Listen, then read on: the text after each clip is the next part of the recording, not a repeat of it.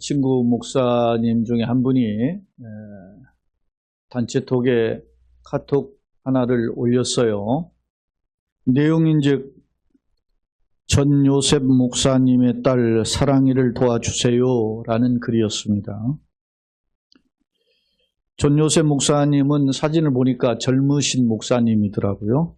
근데 딸 사랑이가 듀센 근위 영양증이라고 하는 근육병을 앓고 있는데, 이는 근육이 점점 소실되어 10대에는 휠체어를 타야 되고 30대에는 그렇게 생활을 하다가 결국 짧은 인생을 마감하는 그런 치명적인 희귀 난치병이라고 합니다.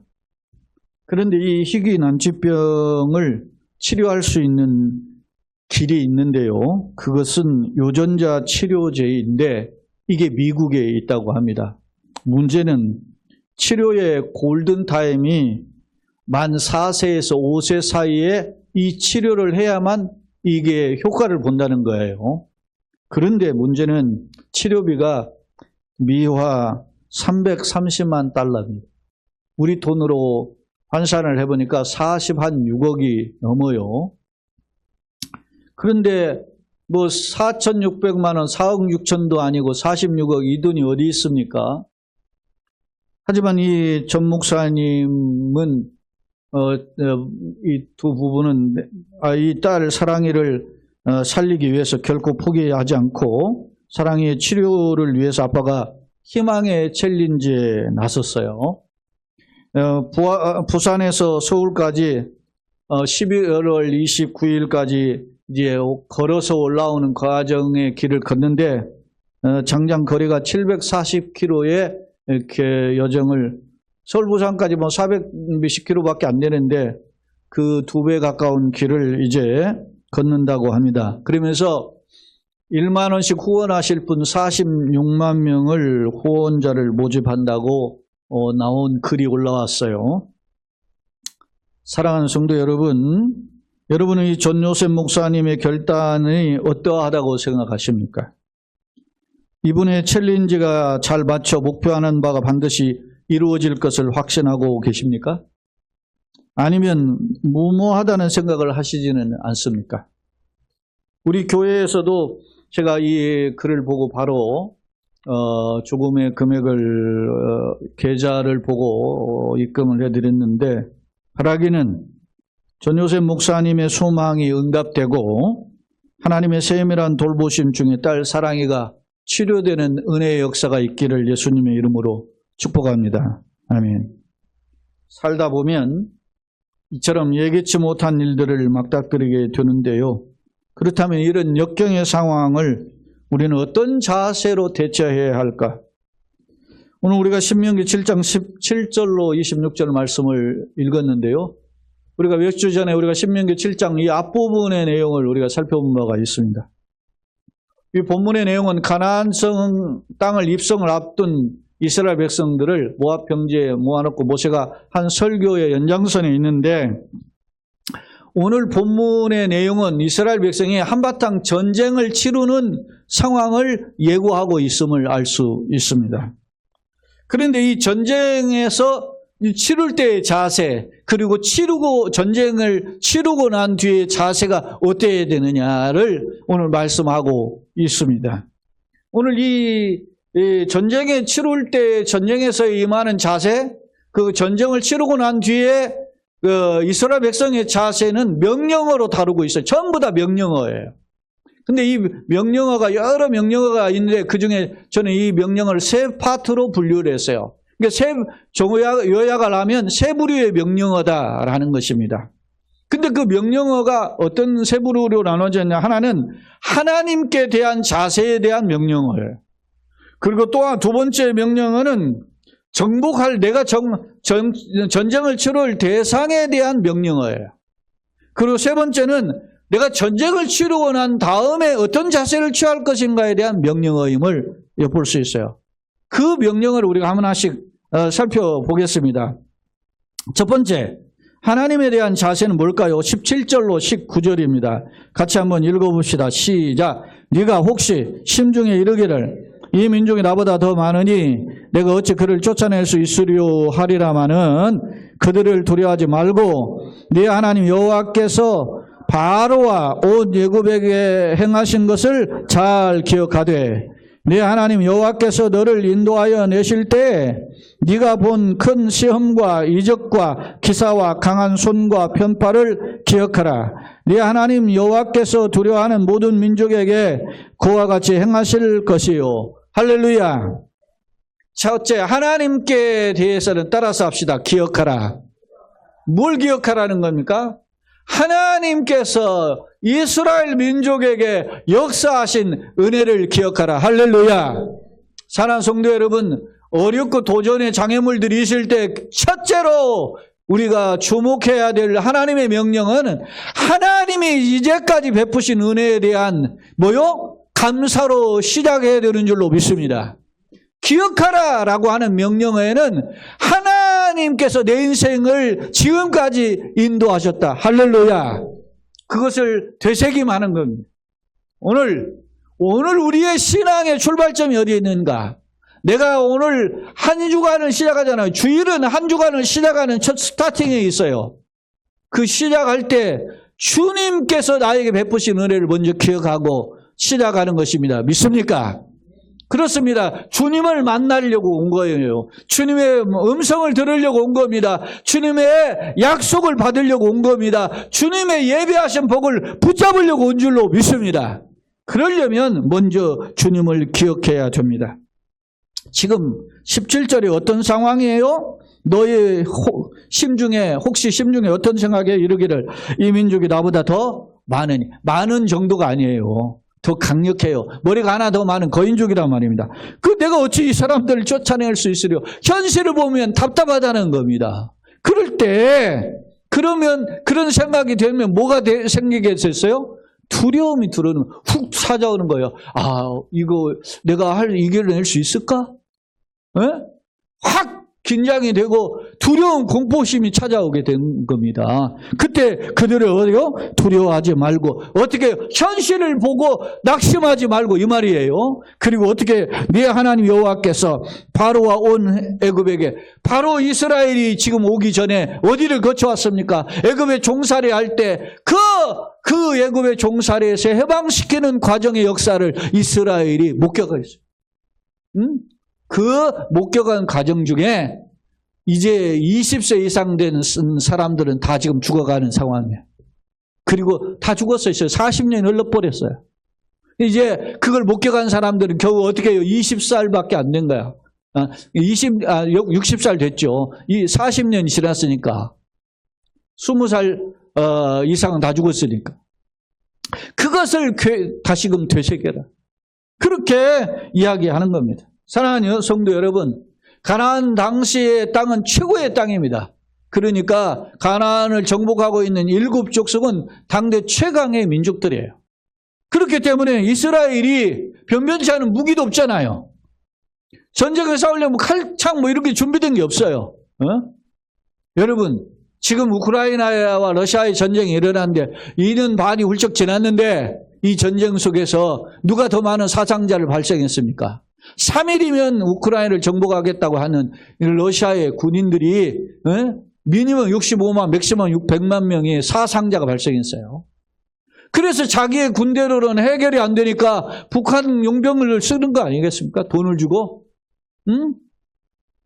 그런데 우크라이나는 자원한 사람들도 일부 용병이 있겠지만 우크라이나는 전부 다 자기 군사력도 작은데 해요. 왜? 죽기 살기로 싸우는 거예요. 여성들도 직장을 낮에는 직장 다니고 밤에는 가서 드론 조종도 하고 그렇게 해서 한다잖아요. 아니면 포탄 뒤에서 어떻게 하는 그 뒷바라지라도 하고 직접 전장에 전투에 참여하지 않지만 왜 그래요? 자기의 민족을 자기의 땅을 한 채라도 지키려고 하는 그 마인드가 살아있기 때문에. 물론 상당수 100만 명, 200만, 300만 명 지금 우크라이나를 떠난 사람들도 있어요. 피난길을. 그러나 여전히 마찬가지 아닙니까? 오늘 우리는 누구를 붙잡고 나아갑니까? 한 주간도 예수님과 함께 한 주간을 시작하는 줄로 믿습니다.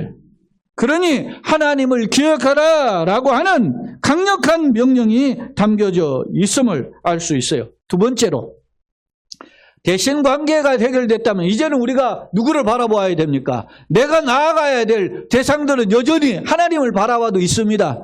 그러면 그들을 어떻게 대처해야 되는가? 이 내가 정복해야 할 대상을 크게 세 가지 측면에서 명령어로 다루고 있어요. 세 가지 측면의 명령어가 오늘 간단하게 살펴보겠습니다. 자, 20절, 21절입니다. 같이 읽어봅시다. 시작. 네 하나님 여호와께서 또 왕벌을 그들 중에 보내어 그들의 남은 자와 너를 피하여 숨은 자를 멸하시리니 너는 그들을 두려워하지 말라. 너의 하나님 여호와 곧 크고 두려운 하나님이 너희 중에 계심이니라. 할렐루야. 주목할 점은 여기 뭡니까? 여전히 현실은 두려움은 사라지지 않았어요. 하나님을 붙잡아도 눈을 뜨면 현실은 더대로 어렵습니다. 현실은 눈을 뜨면 돈이 없고, 현실을 눈을 뜨면 건강이 아프고, 현실을 눈을 뜨면 나의 찾아오는 고통은 여전히 계속돼요. 근데 그럴 때 어떻게 그들을 두려워하지 말라. 왜 그렇습니까? 오늘 말씀에 보면은 뭐라고 이야기합니까? 자, 20절에 네 하나님 여호와께서 누구를 보내요? 왕벌을 보내. 당시에 강력한 이 왕벌은 이 말벌 치료하라고 하는 이 말벌을 가리키는데, 그 말벌은 소위 말하면 하나님의 초월적인 강력한 권능을 상징해요. 그래서 하나님의 그 권능으로 그들을 깨부실 테니까 너희는 뭐 하지 말아라? 두려워하지 말라. 따라서 합시다. 두려워하지 말라. 있습니까? 여러분, 모세가 이제 이 설교를 마치고 이제 죽어요. 비스가산 올라가서 떠나요. 떠나고 그의 모세의 소위 시종, 종으로서 섬겼던 사환이었던 이 여호수아가 민족의 지도자가 돼요. 그러니까 여러분, 사람들이 눈에도 그 위대한 모세보다는 그 모세의 소위 사환이었던 여호수아가 민족을 이끈다니까 얼마나 힘들겠어요. 얼마나 무시했겠어요. 여호수아 자체가 힘들어했단 말입니다. 두려워했다는 거예요. 그런데 그에 대해서 하나님 뭐라고 하시는지 보세요. 여호수아 1장 9절 한번 봅시다. 같이 한번 읽을까요? 시작. 내가 네게 명령한 것이 아니냐. 강하고 담대하라. 두려워하지 말며 놀라지 말라. 네가 어디로 가든지 네 하나님 여호와가 너와 함께하느니라 하시네. 할렐루야. 여호수아를 가나안 땅에 보내기 전에 하나님이 그에게 약속해. 너는 두려워하지 말라. 내가 너와 함께한다. 내가 모세와 함께 있지만 너와 함께하겠다. 할렐루야. 전쟁은 사람의 힘이 아니고 지혜가 아니고 하나님의 동행하심이 있다라는 사실을 여호수아에게 각인시켜 줘요. 여러분이 잘 알고 암송하시는 말씀 중에 이사야 41장 있습니다. 이사야 41장 10절 말씀 다 같이 한번 읽어봅시다. 시작. 두려워하지 말라. 내가 너와 함께함이라. 놀라지 말라. 나는 네 하나님이 됨이라. 내가 너를 굳세게 하리라. 참으로 너를 도와주리라. 참으로 나의 의로운 오른손으로 너를 붙들리라. 할렐루야. 오늘 이 말씀에 두려워하지 말라, 놀라지 말라 그랬어요. 내가 너를 굳세게 하고 너 도와주고 나의 참으로 의로운 오른손도 능력의 손이죠. 너희를 붙들어 주시겠다. 믿습니까? 그 이후에 41장 이후에 지나가는 말씀 43장 1절 2절을 보면은 뭐라고 합니까? 네가 불 가운데 지날지라도, 네가 물 가운데 지날지라도 그 불이 너를 사르지 못하고 물이 너를 침몰치 못하지. 왜? 내가 너를 붙잡아 주시기 때문에. 사랑하는 성도 여러분, 오늘 우리가 대적자를 향해서 나아갈 때 담대함으로 나아가야 되는 줄로 믿습니다. 여러분, 언젠가 제가 연예인 탤런트 김수로 씨가 그런 말을 하더라고. 자기는 감기를 안 걸린대. 왜 그러냐? 감기가 걸리려면은 감기야 물러가더는 내가 이겨버려. 안 돼! 하고 하면은 감기 안 걸린다 그래. 이게 굉장히 중요한 마인드. 우리 속에 나의 신체를 지배할 수 있는 강하고 담대한 은혜를 부어 주었었어. 이런 담대함 필요해요. 생각해 보세요. 사탄은 도로 삼킬 자를 찬자로 우는 사자처럼 도로 삼킬 자자야. 그래서 사탄이 우리를 넘어뜨리는 방법이 뭡니까? 두려움과 포기와 절망이에요.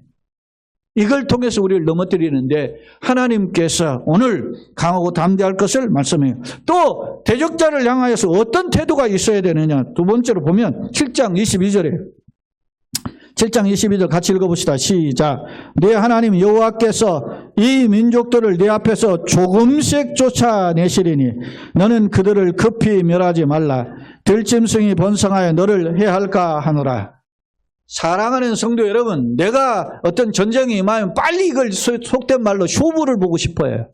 이겨내서 문제를 해결받고 이걸 딱 떨쳐버렸으면 딱 좋겠다는 거예요. 왜? 개운한 거죠. 얼마나 좋겠어요.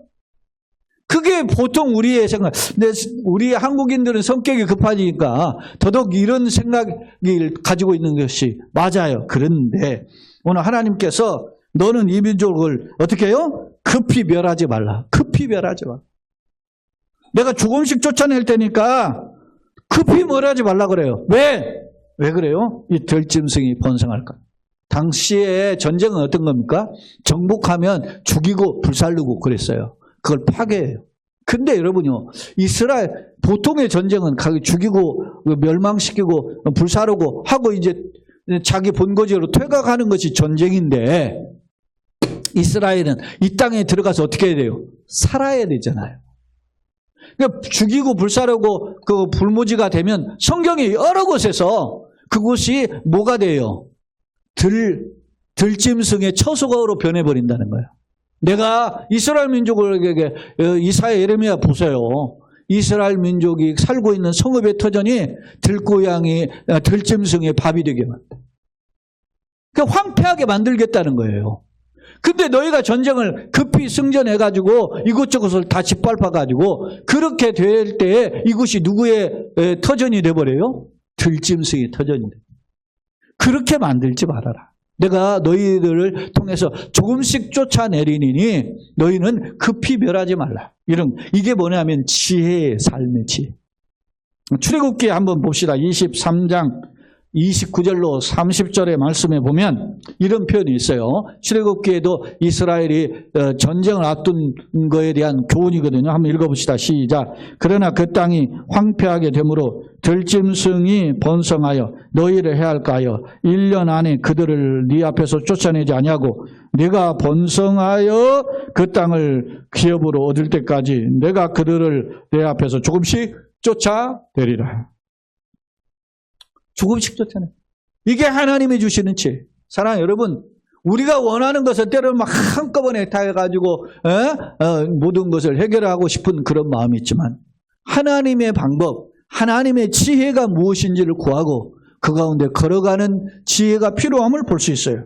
또한 대적자에 대한 세 번째 자세가 7장 23, 24절입니다. 자, 한번 같이 읽어봅시다. 시작. 네 하나님 여호와께서 그들을 네게 넘기시고 그들을 크게 혼란하게 하여 마침내 진멸하시고 그들의 왕들을 내 손에 넘기시리니 너는 그들의 이름을 천하에서 제하여 버리라.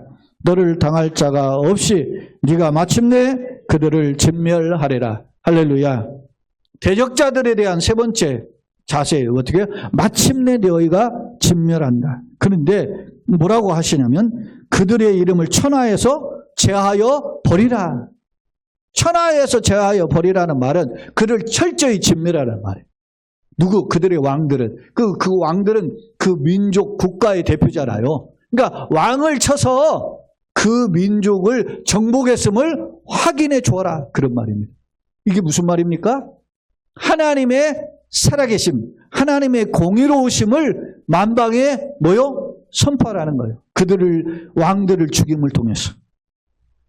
많은 사람이 의구심을 갖는 질문을 이에 대해서 할 수 있어요. 아니, 사랑의 하나님 아닙니까? 하나님은. 그런데 기왕이면 그들을 살려주어서 하나님 믿게 하면은 오히려 좋지 않습니까? 왜 그들을 굳이 진멸하라고 했을까? 그런 궁금증이 있죠. 왜 이들을 진멸하라고 했을까? 이에 대한 해답은 마지막 세 번째에 있어요. 이제 정복 후에 어떤 자세를 취할 것인가에 대한 자세가 마지막 세 번째, 큰 세 번째로. 자, 그걸 한번 살펴보겠습니다. 자, 25절, 26절 다 같이 읽겠습니다. 시작. 너는 그들이 조각한 신상들을 불사르고 그것에 임한 은이나 그 금을 탐내지 말고 취하지 말라. 네가 그것으로 말미암아 올무에 걸릴까 하노니 이는 네 하나님 여호와께서 가증히 여기시는 것임이니라. 너는 가증한 것을 내 집에 들이지도 말라. 너도 그것과 같이 진멸당할까 하노라. 너는 그것을 멀리하며 심히 미워하라. 그것은 진멸당할 것임이니라. 할렐루야. 왜 진멸해야 되는가? 진멸은 완전히 없애버리는 게 진멸이죠. 왜 하나님은 이스라엘 백성들로 하여금 전쟁에 이스라엘 그 상대 왕들 가나안 7족속이 있죠. 7족속뿐만 아니라 그 7족속에 부속되어 있는 왕들이 굉장히 많아요. 그들 다 왜 멸하라고 했을까? 어떻게 보면 잔인한 것 같은데 그것은 첫째 앞서 공의로운 하나님의 징벌이라는 표현이었죠. 그러면 왜 하나님은 그들을 징벌하라고 했을까? 그 답이 오늘 25, 26절에 있다는 사실입니다. 왜 그들을 징벌할까요? 그들이 어떤 존재예요? 그들이 조각한 신상을 뭐하고? 불사르고 그것에 입힌 은이나 금은 어떻게 해요? 탐내거나 취하지 마. 여러분 금인데 금 긁어가지고 모으면 얼마나 좋겠어요. 그냥 불사르지만 남은 거. 여러분 이러다가 망한 사람이 누굽니까? 사울왕 아닙니까? 사울왕. 하나님은 아말렉을 어떻게 해요? 진멸하라 그랬어요. 그런데 아말렉을 진멸하지 않고 어떻게 했습니까? 좋은 거, 살찐 거, 전리품들을 챙겼단 말입니다. 하나님께서 사무엘에게 내가 사울왕을 세운 것을 후회한다 그랬어요. 사무엘 선지자가 왕에게 찾아와서 하나님이 진멸하라고 그랬는데 왜 이걸 살려줬습니까? 아, 이거 좋은 것이어서 하나님께 제사하려고 했습니다. 그때 사무엘 선지자가 뭐라고 합니까? 하나님 말씀에 순종하는 것이 제사 보내드리는 것보다 낫다고. 순종의 제사보다 낫다. 하나님의 말씀을 듣는 것이 의향의 기름보다 낫다고 했습니다. 사랑하는 성도 여러분, 우리가 세상에 살다가 권무술수를 취하지 않는 이유가 뭡니까? 막 그것으로 돈 많이 벌어서 11조 하면 얼마나 좋아요. 그러나 하나님 그런 것을 기뻐하지 않는단 말이에요. 하나님 백성답게 정직하고 하나님 백성답게 적은 소득이지만 감사할 수 있는 사람이 되기를 원하시는 줄로 믿습니다. 남을 등치고 돈 많이 벌고 유명해지는 거 하나님 결코 기뻐하지 않아요. 그것을 진정한 성공이라고 하지 않는다는 사실. 그러니까 그들의 조각한 신상, 우상이죠. 우상에 입힌 은금을 탐내지 말라. 또 그것으로 말미암아 올무에 걸릴 것. 너도 그걸 쫓아갔다는 말이죠. 네 하나님 여호와께서는 뭐라고? 가증히 여기는 것이에요. 너는 그 가증한 것을 내 집에 어떻게 들이지? 살짝쿵 들이지 말라요. 여러분 가나안 정복 때 전쟁에서 여리고성을 멸했죠. 1차 성읍이 어디입니까? 가나안 최고의 성읍 여리고성의 성읍 중에 하나가 여리고성인데 그 성읍을 어떻게 해요? 일주일 동안 6일 동안은 하루에 한 바퀴씩 7일째는 7바퀴를 돌았죠. 그리고 마지막에 조용히 하다가 그냥 하나님의 이름으로 소리를 칠 때 여리고성이 무너졌잖아요. 그 무너졌을 때 아무것도 취하지 손대지 마라. 노터치. 이 명령이 그대로 실천이 명령됐단 말이에요. 그런데 그걸 누가? 아간이 오단볼과 금문을 숨겼다가 그 유다의 판이에요. 그걸 숨겼다가 그 다음 전쟁에서 이스라엘 패하고 말았잖아요. 왜? 하나님의 명령을 어기. 왜? 욕심이 잉태한 듯 죄를 낳고 죄가 장사 사망을 낳는 거예요. 오늘 하나님께서는 그것을 집에 들이지도 말라. 그것같이 너도 뭐요? 진멸당하리라. 그것들을 어떻게 멀리하고 심히 뭐하라? 미워하라. 그것은 진멸당할 것이다 라고 이야기해요. 사랑하는 성도 여러분, 동서고금을 살펴보면 타락한 나라들의 특징이 뭐냐면 성적인 타락이 있고 성적인 그 어떤 문화들이 그 사회에 침투하면 그것을 그냥 쉽게 받아들인단 말이에요. 그래서 결국은 그것 때문에 망해요. 지금 전 세계가 이런 어떤 소위 성모랄의 타락으로 이루어지고 있잖아요, 지금. 그 대표적인 것이 소위 동성애고 성평등법 무너진 이런 것이잖아요. 왜 그것을 우리 하나님은 기뻐하지 않는지를 오늘 말씀의 거울을 통해서 살펴볼 수 있어요. 오늘 우리가 이것은 하나님이 뭐라고? 가증히 여기는 것이다 라고 하는 말씀을 우리는 살펴볼 수 있어요. 가증히 여기는 것을. 그것을 본받지도. 이 가증히 여긴다라고 하는 제가 단어를 살펴보니까 히브리어로 토에바인데 몹시 싫어하다라는 뜻이 있고 심지어는 혐오하다, 심지어는 구역질하며 토해낸다. 우리 히브리어 토에바가 토해낸다. 또 번역이 그렇게 저는 왜 써요? 이 토에바라는 단어를. 구역질 날 정도, 토할 정도로 하는 것이 가증한 것이에요. 그것을 하나님께서 경고하고 있어요. 바울 사도는 데살로니가전서 5장 22절에 이런 표현을 했어요. 뭐라고 합니까? 그 짧은 구절 여러분 잘 아는 말씀인데 같이 읽어봅시다. 악은 어떤 모양이라도 버리라. 할렐루야. 악은 어떤 모양이라도 버리라. 작은 것이지만 그것을 통해서 댐에 무너지는 것처럼 우리가 악은 작은 것 때문에라도 넘어질 수 있기 때문에 버리라라고 하는 경고예요. 자, 보세요. 역대하 15장 16절입니다.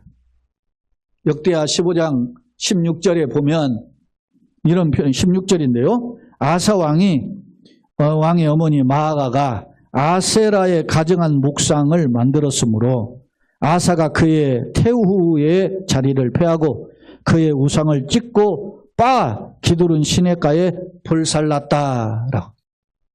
아사가 소위 이스라엘 남쪽 유다의 왕의 3대 현인, 소위 여호사밧, 히스기야, 요시야 이 3대 현인 왕에는 미치지 못하지만 그 다음에 그래도 좀 선한 왕에 해당하는 왕이 중에 하나가 아사예요. 물론 아사가 훗날 실정을 하긴 하지만 근데 이 선한 왕이 처음에 하나님 앞에 헌신할 때 어떤 정도였느냐. 우상을 철저히 배격을 했는데 자기 어머니 마아가가 아세라에 가성한 목상을 만들자. 아세라 상은 목상으로 되어 있었어요. 그러니까 그 어머니의 그 자리를 폐위하고 그리고 우상을 찍어서 빻아가지고 기도는 시냇가에 불살라버려. 목상. 아니 어머니를 잘 섬겨야지. 그런데 어머니가 우상에 빠지니까 안 된다고 단호하게 결단한 왕이 아사 왕이었어요. 사랑하는 여러분, 요즘 온 나라가 나라가 시끄럽지 않습니까? 대통령은 대통령 부인의 리스크로 심각하잖아요. 조롱하는 말로 유승민이라고 하는 그 전 국회의원이 윤 대통령은 상남자라고 그랬어요. 왜? 아내를 그렇게 끔찍이 아낀다.